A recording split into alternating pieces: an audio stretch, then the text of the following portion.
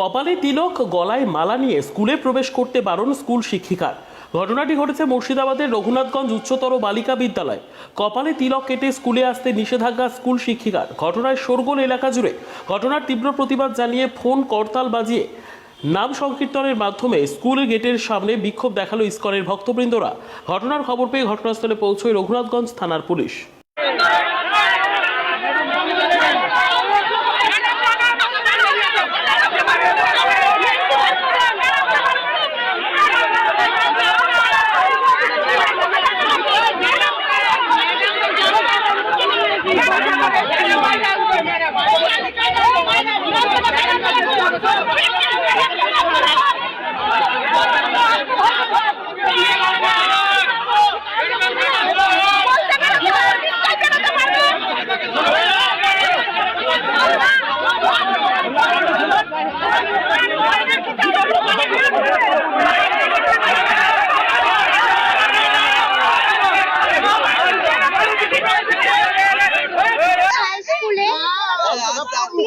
আসতে বারণ করছে। গরমের ছুটির আগেও বলা হয়েছিল যে তিলক করে আসা যাবে না। গরমের ছুটির পরে স্কুল খুলেছে, আমি স্কুলে এসেছি তো ভাস্বতী নামে এক ম্যাম আমাকে বলেছিল, কেন তিলক করে স্কুলে এসেছিস, তোকে বারণ করেছি তাও কেন এসেছিস। আমার বাবা মা বলেছিল তিলক করে আসতে, তাই আমি এসেছি। ম্যামকে বললাম যে কোন কারণে তিলক করে স্কুলে আসবো না আর তিলক করে স্কুলে আসা যাবে না।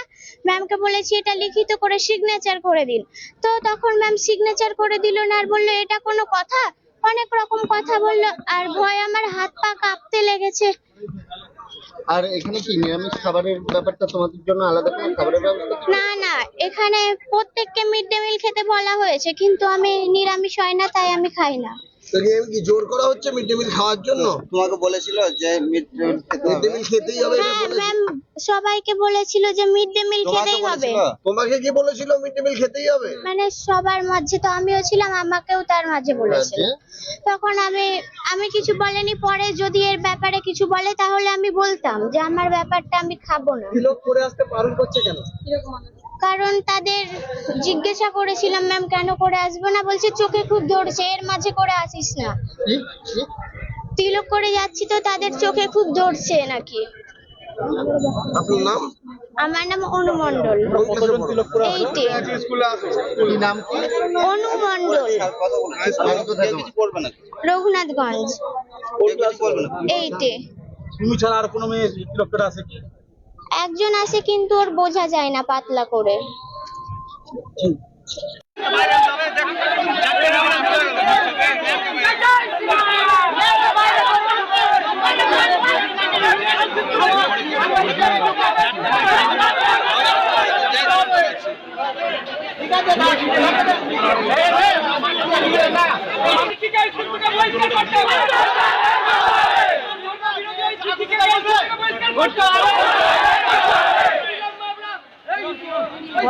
বহিষ্কার চাই।